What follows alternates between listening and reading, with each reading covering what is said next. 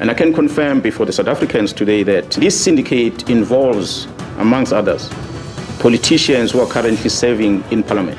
The law enforcement officers include the members of the South African Police Service, the Metro Police, and correctional services. To address these allegations and the implications of these allegations, I'm establishing a judicial commission of inquiry. It's just going to be a waste of time and money. Be able to pick up bits and pieces that General Mkhwanazi didn't mention. So certain politicians are going to be held accountable. The commission is not going to solve any problem, but I would say that let Mkhwanazi reveal these wicked people.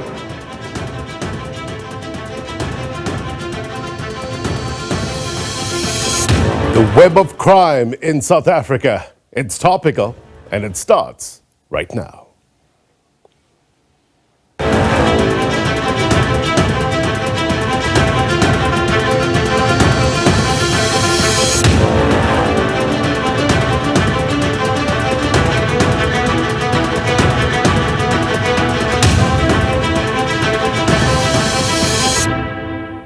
A very good evening to you, South African, those watching around the world. My name is Blaine Herman, and this is It's Topical. The people who want the answers on the program tonight, our digital audience, there they are. We'll test the temperature of views in a short while. Question: what's taking up most of the oxygen here in South Africa of late? Crime, serious allegations of corruption. This country is dealing with what some might describe as a complex and pervasive web of crime, from violent crime to organized crime. So what's a direct result of such? Fear, right? And fear can be a contagious agent. It has the potential of severely debilitating communities, which means what? Debilitated communities weakens the nation's resolve to progress. It undermines the fight for peace and prosperity. We need to arrest fear. The big question is how? First, we need to look at the state of play. How connected is this web of crime? How do we put paid to criminal syndicates? Where are the gaps in fighting crime? What's working, what's not? Also, to what extent is politics killing policing? Big question, right? We'll discuss with the better minds in a short while. It leads us to the question of the week. And we ask you, what are your expectations from the upcoming Madlanga Commission of Inquiry into the criminal justice system and alleged links between politicians and organized crime? We'd love to hear your thoughts on this matter. It's all about you asking the pertinent question to our guests. Let's get some context. At SABC News_TV. Let's talk about the message. Let's talk about transparency. Let's also talk about timing. At SABC News_TV. Perspective coming up.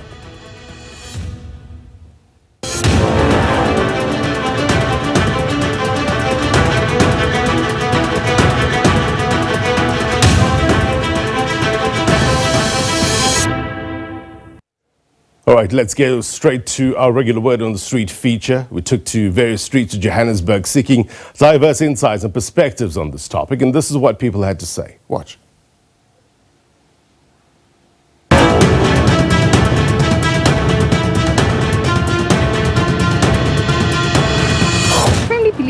The Madlanga Commission is going to make a difference because we'll be able to pick up bits and pieces that General Mkhwanazi didn't mention. So certain politicians are going to be held accountable for what was said by Mr. General Mkhwanazi. It's just going to be a waste of time and money. The commission is not going to solve any problem, but I would say that let Mkhwanazi reveal these wicked people. I just feel like we are really just focusing on the wrong things. I feel like this will blow over just like everything else in South Africa, you know. We are swaying away the attention that we should be focusing on everything else. I believe the current government cannot solve the issue of these crime syndicates because You see, like now what is happening, most of them are involved with these syndicates. We talk of opposition, we talk of even the current government is even worse. I think there's a lot at stake for the president and Mkhwanazi as well, because they could obviously, paint him in a bad light. He could lose his career. It's a tough situation. I hope Uguti, with this commission that is currently established, I hope that is going to try and bring a difference, although I'm not going to hold my breath to it. Let's remind you about the question of the week. We ask you, what are your expectations from the upcoming Madlanga Commission of Inquiry into the criminal justice system and alleged links between politicians and organized crime? At SABC News_TV. Perspective. Discussions. Next.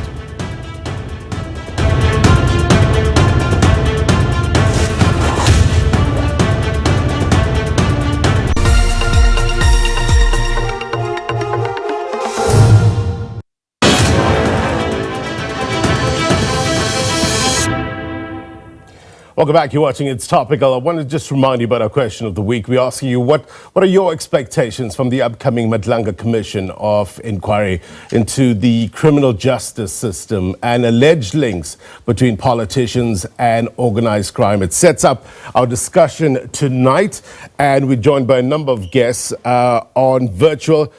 We have the IRS Forensic Investigator Chad Thomas. We also have a Specialist Investigator Mike Bolhuis.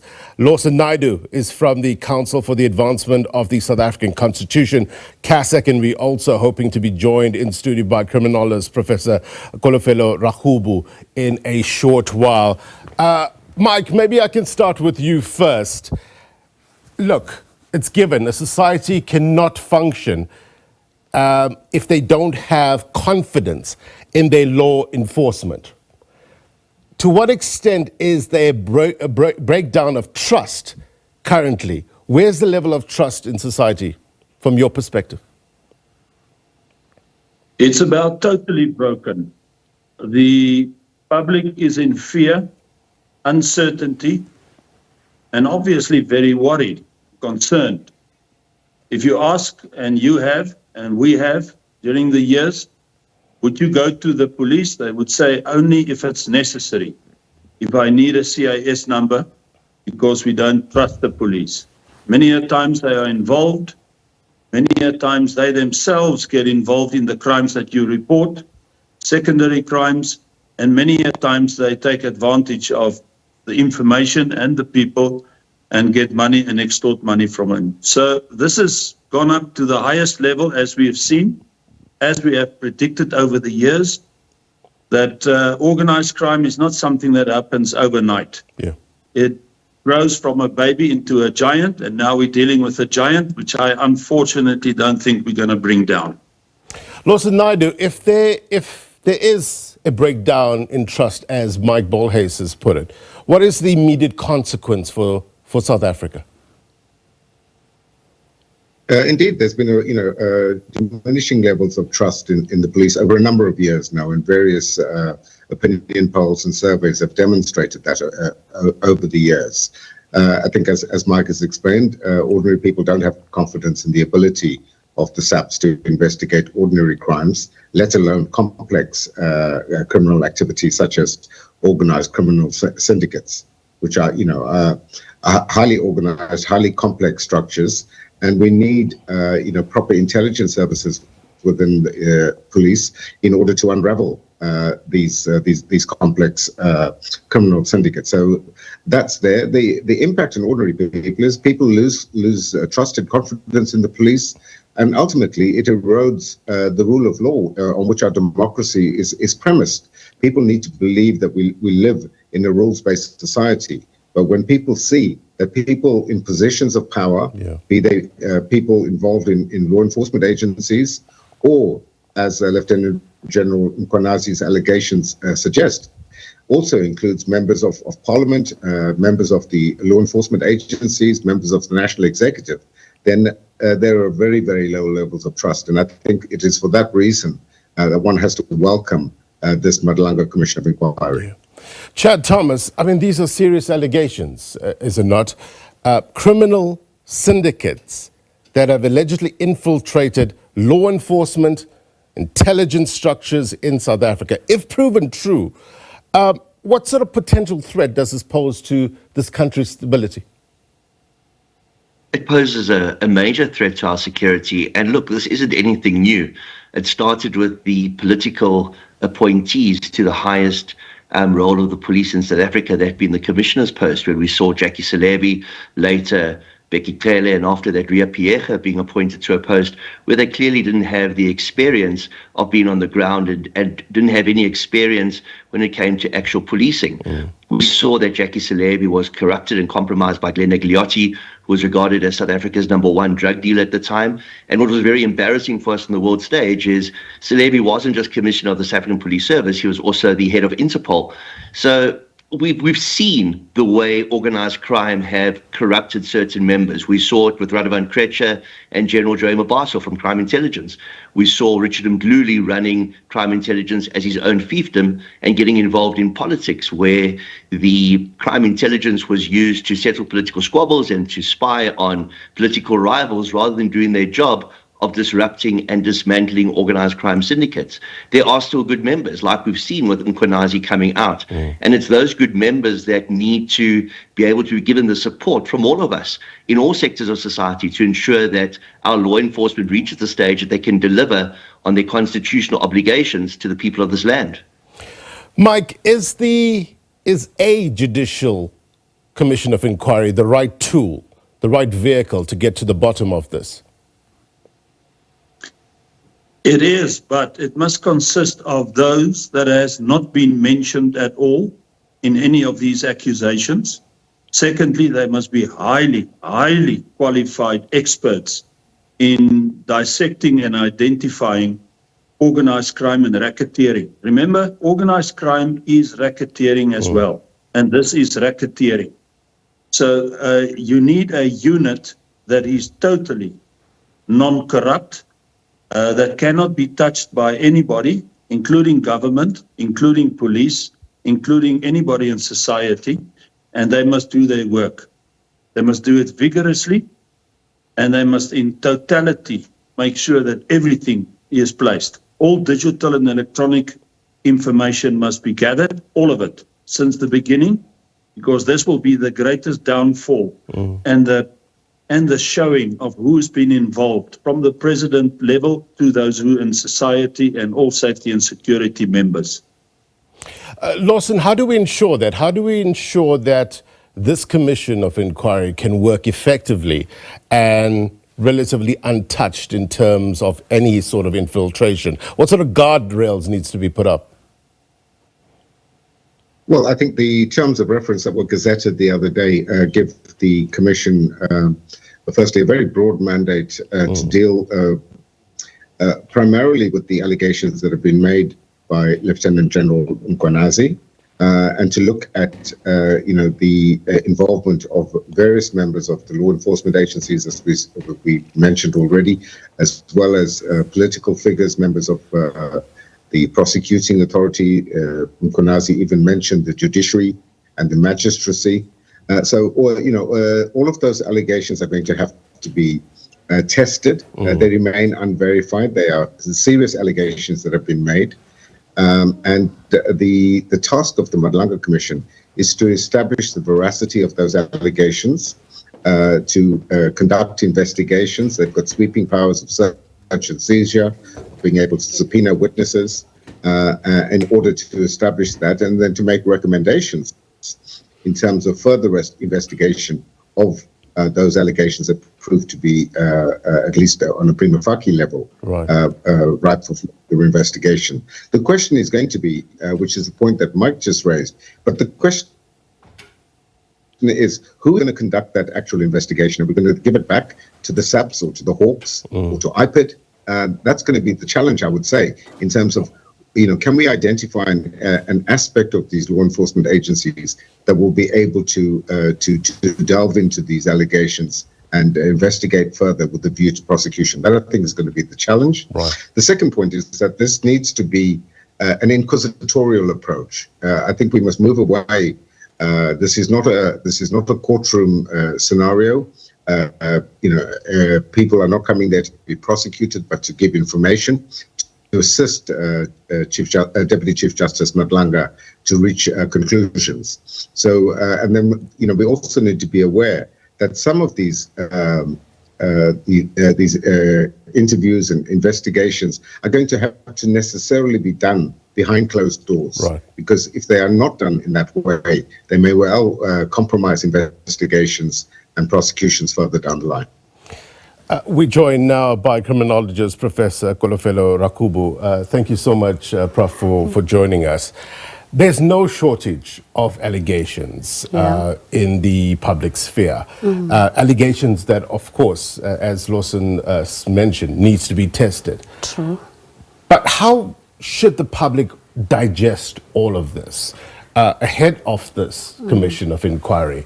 Is there need to connect certain dots to understand if there is indeed this web of crime in South Africa, or is there a danger of connecting the dots at this stage? At this stage, it's difficult for South Africans to digest.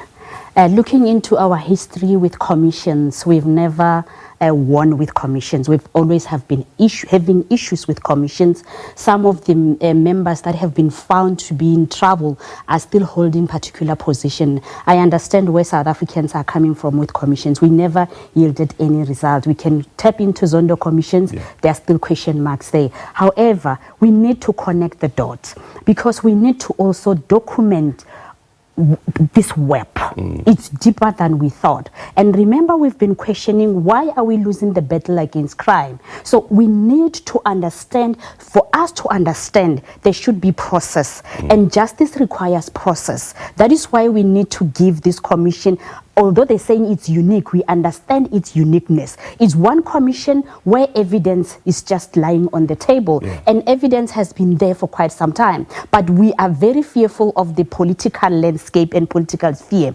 Does the political landscape allow what South Africans are anticipating, which is to see certain people in prison? That I would say no. Looking into how the president responded, there was no sense of urgency. So we are very, very, very worried and understand where South Africans are from, but we need to connect the dots, and urgently so. But already the dots have connected. Look at how last week panned out. There were already allegations and more evidence coming on forth. Look at what happened to Gauteng MMC of Transport, which also touches on what Mkhwanazi has identified. So this explosive allegations has tapped into multiple spheres. But what it says is what?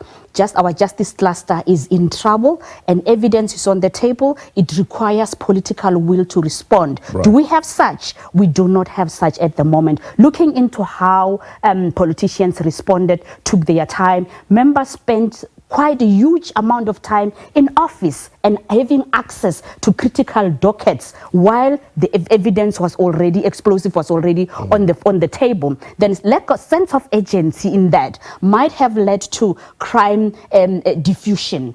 A perpetrator or a suspect had ample time to replan, to recalculate, to reevaluate. You understand? So, for example, if you left Mchunu in office for more than 7 days and there are those allegations, what do you think transpired within those 7 days? Sibia still had access to certain dockets while Mkhwanazi has already told South Africans what he thought is going on. But due to political will, due to lack of political will, they still had access. We wasted time. Look, Prof, the pushback would be, how else could have the president reacted? Other than establish a judicial commission of inquiry? What else was on the table, given the circumstances? What else was on the table? You do not put someone with such allegation on special leave. You act on the very same day. Hearing that South Africans don't have the protector, then you must act decisively. The South Africans are very worried because on the day, we understand you had time to think of this commission, but you had to take decisive decision on the spot because the evidence is still such that there's contamination, there's involvement, there's underworld, there's this and that, there's political infiltration as well. But what we are worried about is pushing people, just slapping the minister on the wrist, right? Look at how he dealt with the other minister. What was stopping him if we compare what the other minister has done with what Mkhunu has done, for example? Right. What are the disparities there? There's so much huge disparities in how he attended to this. Yet we have so much issues, and South Africa is in trouble when it comes to crime, but you respond like that. The issue of putting a minister on special leave, Lawson Naidoo, is set to come before the Constitutional Court very soon. The case between the MK party and as well as President Cyril Ramaphosa, legal questions, the issue of legal powers and rationality will be before the court. Does the president have a legal power to place a minister on special leave? How do you view this case? Yeah, I mean, that's a case that's going to be heard and argued in the Constitutional Court on Wednesday. And I assume we will get a judgment out of that court very soon after the hearing on Wednesday, at which that question will be answered. I think, in terms of the Constitution gives the president very sweeping and wide-ranging powers in terms of the appointment and dismissal from the national executive, both the cabinet ministers and deputy ministers. And the question of whether that those powers include the power to place someone on special leave, on paid special leave, I think is the pertinent issue here, is something that is going to be ventilated in the court on Wednesday. My own view is that the president's powers are broad enough to enable him to do exactly as he has done.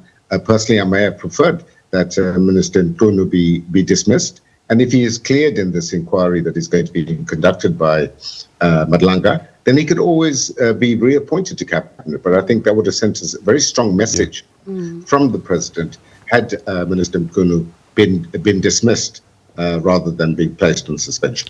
Let's hear what ordinary South Africans have to say with regards to this. Let's bring in our digital audience. Moletela, let's hear from you, your thoughts.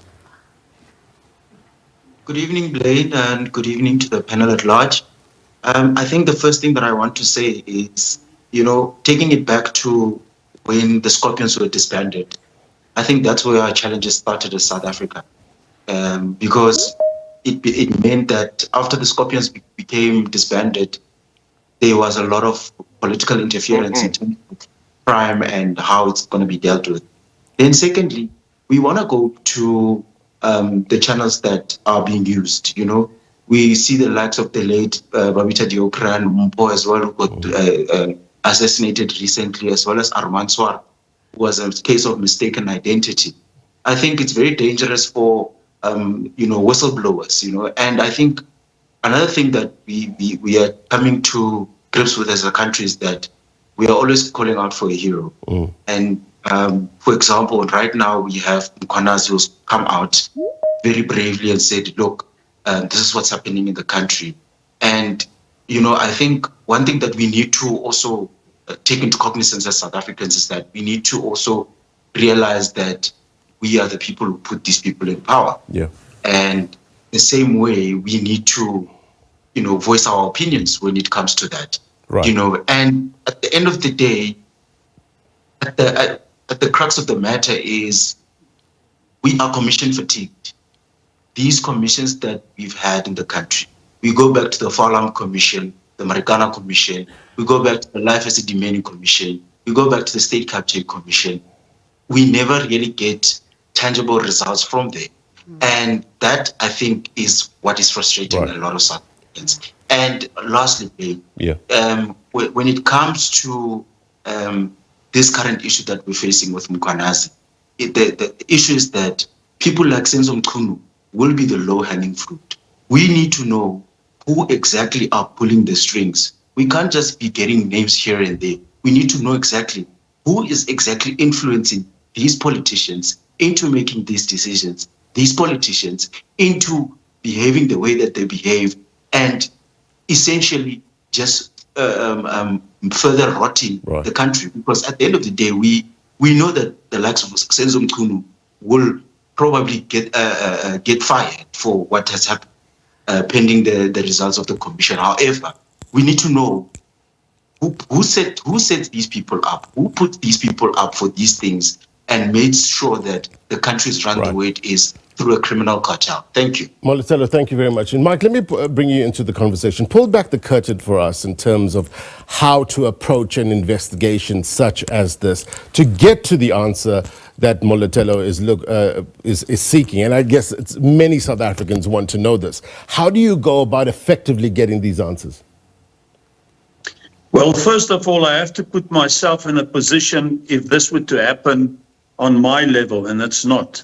If I were to be president, I would have immediately, on the slightest of information, brought everybody in, taken all their digital and electronic devices, all their dockets, everything, absolutely cleared the offices and put everybody on suspension because they're not guilty yet. And then I would have already immediately a team that is fully and totally qualified to do the investigation on all these matters that is now at hand. All of it. It must be a team, as I've said, that is specialists in organized crime and racketeering. They cannot be mentioned or be mentioned before, otherwise they could be influenced. They cannot be influenced by the president, by the public, or any other policeman whatsoever. But in the same time, you need policemen in place, and you need to get the public on your side and tell them that you're doing something about this and you're carrying on with policing. Because presently, the police are fighting the police. The government is fighting the government, and the government the police, and the police the government. And this is what the criminals like. And it was mentioned that these guys that are said, listen, you're going to be suspended and with pay and so, the lady made it very clear. The moment somebody knows he could be identified, he is going to cover his tracks, he or she, and he's going to align with other criminals. Why does organized crime work? Because it's a lot of guys working together that has files on each other. You talk of me, I'll talk of you. You bring me down, I'll bring you down. So I can tell you, I agree also with what Malelo has said. This commission thing is not going to work. And that this giant is enormous, and the president could have. But he does not know what is organized crime, and he does not know what is racketeering, but he does know what's going on. Chad, agree, disagree? Well, there's a lot to unpack there. It's quite a gangster move if you're hiding US dollars in your sofa. So I don't know whether the president knows or doesn't know what organized crime is all about. But look, this is nothing new for South Africans. We had problems with compromise and capture of police leadership since the days of Celebi with Agliotti, since, so many examples have come out with Mdluli, with Babaso, etc. I think the most important thing that we need to consider is the fact that this is the first time that we've had an outing from such a senior member of the police that has resulted in this reckoning. Yes, Becky Cele was linked to Rusha Bangu in respect of the Middlestad lease agreement. Yes, Celebi was linked to Agliotti in terms of giving him information about drug bust. Yes, Richard Mdluli had links to politicians, and Joe Mabaso had links to Kretcher. But we never saw such decisive action being taken as we are now seeing. We've seen people suspended, we've seen people fired, we've seen people step down, and we've seen it across all political parties. It's not just confined to the party that has the majority. So the GNU seems to be working. I believe that this time of reckoning is appropriate. One must remember 25 years of a leadership deficit in the police have left us with historical issues that need to be addressed. And we hope that this is the beginning of a change that we so desperately need in our law enforcement. Right. Prof, could this be a beginning of change in the right direction? But you have vehicles that are running in a direction that is looking to unearth the truth. You've got the Judicial Commission, then you've got Parliament's ad hoc committee. How important is these various mechanisms in order to dig deeper, not overlap or overstep in terms of the work being done? Those commissions, those committees are very critical. But as it stands, this is a paradigm shift. This is a new era where all is just put on the table. But due to political infiltrations within those committees, which has so much powers, right? It's not like they did not know of the status quo. Yeah. Multiple politicians are aware, and some are even involved. But do we have political will to even tap into taking the right decisions? Because if we tap into the Constitution, for example, which allows for political not even infiltration, but involvement in the policing management, for example, there's a thin line which is very difficult to even tap into, because remember, politicians are elected, right? Who organizes voters in the communities, the kinds of matala in the communities? The minute they run your campaign and now you are put into power, you are owned. It starts there, because political parties have so much. Politicians do appoint our commissioners. That is a fact. Now we cry of political infiltration. It starts there. How do we now, just look at what Mkhune has just mentioned, where now Mkhwanazi was reminded of who's your boss. We put you there. Now we need to revert back and reshape our constitutional dynamics, right? Our landscape, because it's not working for us. We are in this conundrum, we are in this halabaloo because of politics and how our policies were designed to have political infiltration. Now it's evidence it's not working. Look at how we're expecting the unexpected from the president. Honestly, we are expecting the unexpected, and now for Matlala to even have such powers to tap into the minister's duties. That's because I put you there. I ran your campaign. I made sure you belong to the ANC and you remain a very critical figure. So today you need to do as I say. Yeah.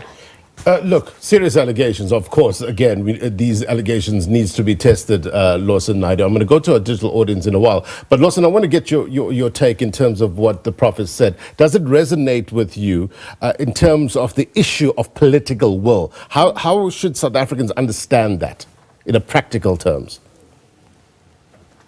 Yeah, no, look, political will is critically important, because that's where the power to actually do anything lies. And I think, some of the criticisms that have been made around commissions of inquiry are perhaps unwarranted and, undeserved. We can talk about commissions of inquiry, but at the end of the day, they are merely fact-finding exercises that are designed to try and get to the truth, and then to make recommendations to the president. Yeah. And this comes back to the issue of political will. Molatella mentioned, a number of commissions of inquiry in the past, and the reality is that implementation of their recommendations has been very slow, and in some cases non-existent. That's the fault of the commissions of inquiry. That's the fault of the executive and of Parliament, who are supposed to oversee the executive. And so the Prof speaks about the political will, and I think that's where the issue of political will really lies. When we have these commissions, they come up with recommendations. We've got to ensure that they are implemented, because if they're not, we're going to keep around on this wheel of simply coming up with commissions of inquiry to deal with different kinds of crises that we faced. I mean, the State Capture Commission, what happened there is that those networks that were particularly involved in state capture have evolved into these criminal syndicates that we now speak about today. Primarily dealing, those organized syndicates came out of those state capture, relationships. So we've got to see that these things are simply evolving and then moving at a step ahead of the law enforcement agencies. Right. We need to take a quick break. When we come back, I want to get our digital audience questions for our guest in a short while. We want to try to better understand, give you more context in terms of this criminal web in South Africa. How pervasive is it? How's it affecting you and your family? Next.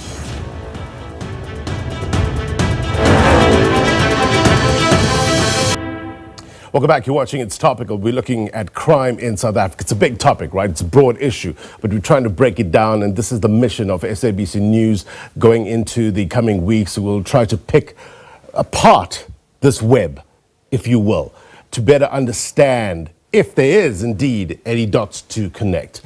This is what we're trying to achieve during the course of the week or the next couple of weeks here at the SABC News. Let's go to our digital audience, get the temperature of views. Let me go to Funeka, then to Michelle. Funeka, to you first. Your question? My question is, as we discussed, that in the past commissions have failed to hold people accountable, and there has been no sense of urgency from the president currently to address these issues. To what extent, given the fact that it's the commission is currently trying to address crime within the higher rankings, to what extent can we trust that the findings of the commission will be accurate, because the very same crime that they seek to expose is from the higher ups and the high level government?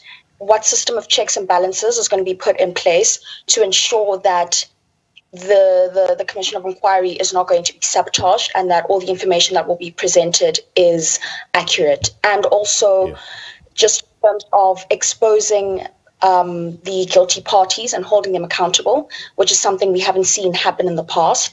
And as what we've been told is that there's clearly bigger crime syndicates pulling the strings here, but then are they also going to be held accountable or exposed? What's going to happen next after all of the... Right. Funeka, thank you very much indeed. Michelle, let's hear from you. Thank you so much, Blaine. My biggest thing is I think that this commission really reflects a crossroads in terms of restoring public trust. So my question would really be, how could we... Michelle, we're losing you. Noted. Just repeat that, if you will.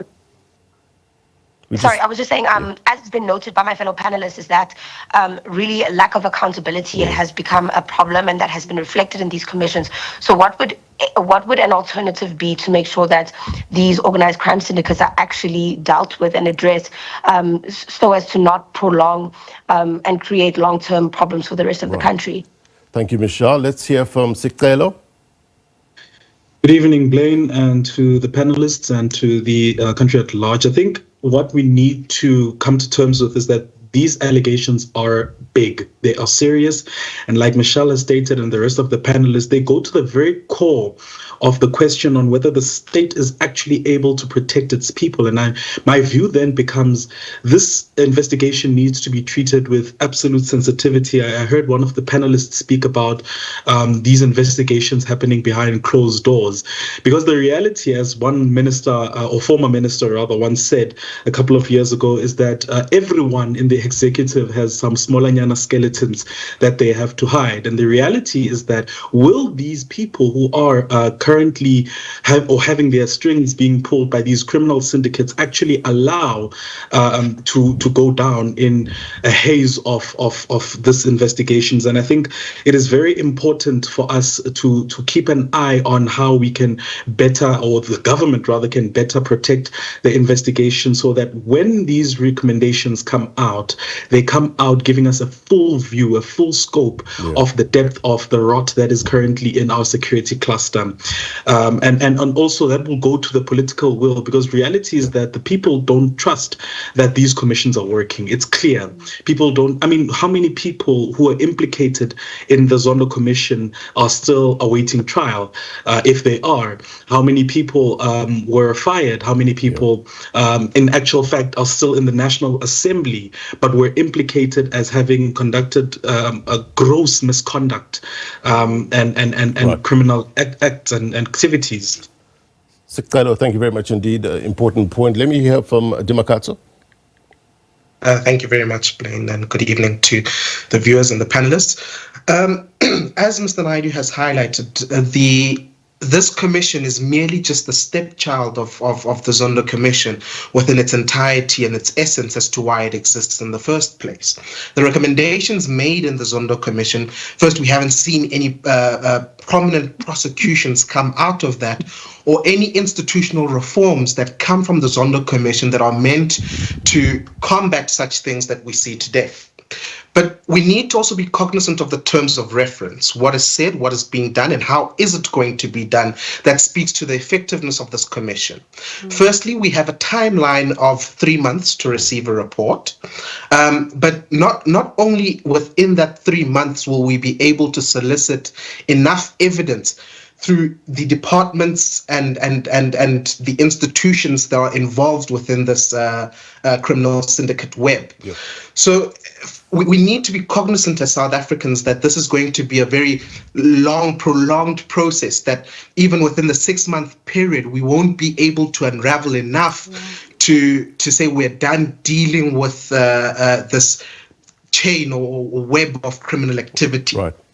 So then the biggest question here then is, given the time frame that the president has mentioned and within the terms of reference in itself, will any prosecutions happen prior to the completion of the 6 month to get us at least underway to see where the process is heading?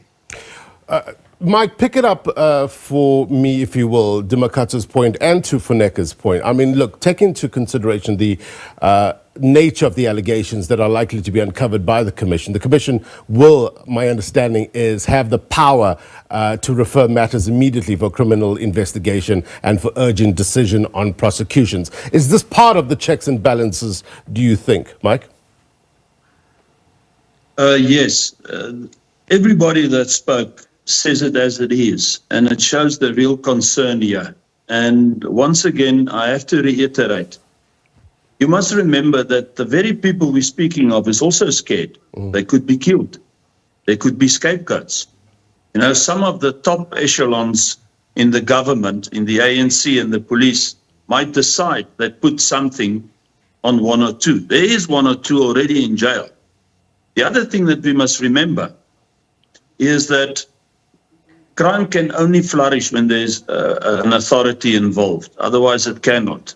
And crime can only flourish when there's proper digital and electronic communications. And we don't have, in South Africa, a proper, effective, stable, brilliant cybercrime unit.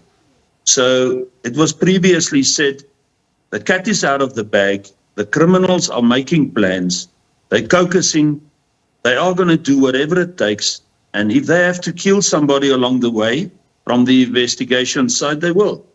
And if they have to use files against each other, they will. But here's the biggest thing. I think this lady said it. She said that, and the others, that there's so many commissions, it becomes the narrative that, you know, tomorrow something else will pop up and we'll get used to it. And then, you know, it will just die a slow death. And we will not be totally informed.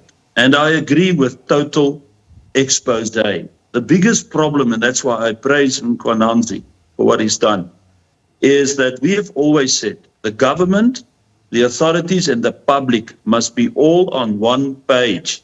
We can deal with trouble and bad news, but it must be said to us exactly as it is. We need to say what we mean and mean what we say. Chad, in terms of the checks and balances, what will put the trust back in terms of law enforcement from this commission, from this Judicial Commission of Inquiry? I don't think we can rely solely on the Judicial Commission of Inquiry. We have a lot of other role players that can investigate, prosecute, look for people to hold to account and for there to be consequences meted out. We've got the new kid on the block, which is IDAC, which came out of the Zondo Commission. IDAC is now virtually a standalone organization within the NPA that some have called the Scorpions 2.0. They're not quite the Scorpions 2.0, but they need to build their reputation. They were responsible for some of the arrests in respect of the crime intelligence members that were arrested a week or two before Nkwananzi's explosive press conference. We've also got the Office of the DPCI Judge, we've got IPID, we've got the Parliamentary Oversight Committees, the joint committees that are sitting at the moment, and you've got the Inspector General of Intelligence that really also has to account for their role in terms of neglecting their oversight obligations. So I'm hoping that people are not just reliant on what comes out of the Commission, but rather understand that there's parallel processes that are going to be taking place with these other law enforcement agencies, and that the Commission of Inquiry cannot in any way stop or prevent these other processes from taking place. And likewise, these processes can't in any way prevent the Commission of Inquiry from summoning the correct witnesses or anybody for that matter to testify. So there's going to be a lot of parallel processes. It's out in the open. It's something that we've needed. And I'm looking forward to seeing what happens and how this is dealt with. Because the president started with 3 months, 6 months. He's now talking about a year. So the interim report after 3 months, another report after 6 months, then a year, that's too long. We need to see immediate action, which we have seen in respect to the suspensions and the step-asides, but we need more. And that's effective investigations and prosecutions. Prof, when the president addressed the nation, he said that SAPS, Assets Forfeiture Unit, the SIU, all of these bodies have made important inroads in terms of fighting organized crime. Is it manifest, and can you see practical terms in South Africa currently evidence of that? Currently, I would say no. What we're seeing right now, it's loopholes within those institutions that Ramaphosa, the president, has identified. SIU has its own issues. NPA, we are here. We are where we are because of some of the long-standing issues within NPA. Crime intelligence has been embarrassing South Africans for quite some time. We can even revisit 2021 July unrest and where it's currently placed because it's in the presidency. It has lost its independence that we've been saying for quite some time. So an institutional reform, like I said, we need to go back to the drawing board with all this evidence that we have. This is now the time to reshape the South Africa we need because we understand all the issues, institutions and its problems. How though? How do you reshape? We reshape what is currently happening now where we are untangling, right? We're putting all and dissecting, right? Now we understand where we should start. And like I said, but is South Africa ready for an entangled SAPS without political infiltration? We now need to revisit the Constitution, for example, and many other prescripts that mandates political involvement, political appointment, and so forth, because that is where the major problem lies. Because for the country to fight crime, like I said, political will, they will be identifying loopholes within the prescripts, right? But lack of political will not force the president to even make any arrangement around resolving that crime problem. It has been there for quite some. We've been in trouble during Jackie Silebi's era. We've been here. It's just that now we had a caliber of Mkhwanazi to come and tell us what Mike and Chad knew all along. Now to just say openly, to invite South Africans into our issues. Don't question why we have crime. We have a political issue. Crime is political in South Africa. It has been political for forever. So we need to revisit and be brave enough and provide some sort of independence into our justice cluster because it has lost that. Imagine someone making a call to halt prosecution. What about a victim? And remember, our justice system has always been offender-centered for quite some time. So we're still going to utilize so much resources to make sure that Sibia and others are taken care of, Matala taken care of. Look at the attention they are provided. What about processes, mechanisms? Chad and Mike have always been identifying what we don't have in terms of intelligence and all the necessary equipment in the fight against crime. Look at how the president has responded. He has embarrassed us to act as if he wasn't aware. He was aware because Mkhwanazi at some point went to parliament to highlight some of the issues that he publicly shared. He shared that before. So as a president, you should know, he knew. And now you come in because political landscape suggests that hold your horses, watch your mouth, and watch your steps at the same time. So we will forever be having those problems. But a paradigm shift in the response, major amendments and political will. And this now taps into South Africans to say, decide decisively when you are voting, because now you understand where your bread is buttered. Issues of safety are neglected. Lawson Naidoo, is it fair criticism that the Prof is putting forward, or is she off the mark? Well, I think we've got to be careful of entering into the blame game and finger pointing as if we have all of the answers to the issues that we face. We know we have serious issues, and Lieutenant General Mkhwanazi's revelations point to the gravity of the situation. But the allegations that he's made are untested. They need to be verified, and that's why we have a commission of inquiry. I think it was Funeka who raised the issue of how can we be confident of the credibility of this exercise. I think having the current acting Deputy Chief Justice, one of the most senior members of the Constitutional Court, heading this Commission of Inquiry gives it the level of credibility, objectivity, and integrity that an exercise of this nature requires. He's going to be assisted by two senior counsel who are highly respected in the legal profession. So I think we've got to place our trust and confidence in that process, that they will not be influenced, that they will seek to get to the truth, which is what their core mandate is as a commission of inquiry. They've been given very specific terms of reference to deal with the revelations made by Mkhwanazi. I would anticipate that the first part of the commission's work will be to seek to verify those allegations and to make recommendations, as the terms of reference say, to make recommendations for criminal prosecutions, disciplinary action, suspensions, and that I expect to happen within 3 months. The lifespan of the commission is 6 months, not 1 year, as one of the speakers mentioned earlier. The final report has to be delivered within 6 months, which is by the end of January next year. They may well ask for and be granted an extension, as we saw with the Zondo Commission. But if that extension is to be granted, it's got to deal with issues, the broader issues, such as institutional reform. The Mkhwanazi allegations need to be dealt with swiftly, because those are the questions that the country is waiting for answers on.